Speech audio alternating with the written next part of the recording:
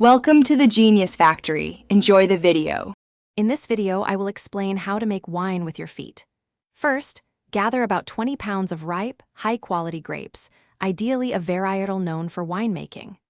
Next, meticulously clean and sanitize all your equipment, including your crushing vessel and fermentation bucket, to prevent any unwanted bacteria from affecting your wine. Most importantly, ensure your feet are spotlessly clean. A good scrub with soap and water is essential before you even think about stepping on those grapes.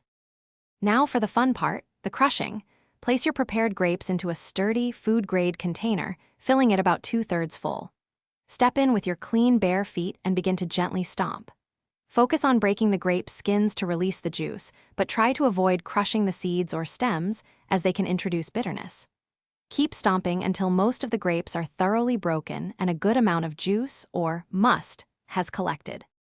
Once your grapes are crushed, transfer the must, which is the juice, skins, and pulp, into a fermentation vessel.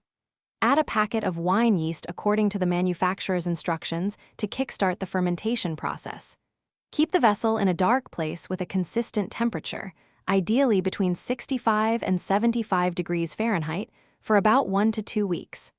After primary fermentation, press the remaining solids to extract any last drops of delicious juice.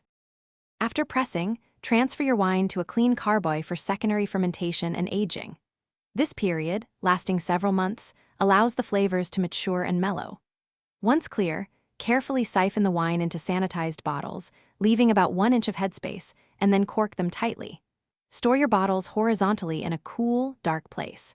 Remember to check the description for links to Little Tree's black ice and other great deals to keep your car smelling fresh. Enjoy your homemade wine responsibly.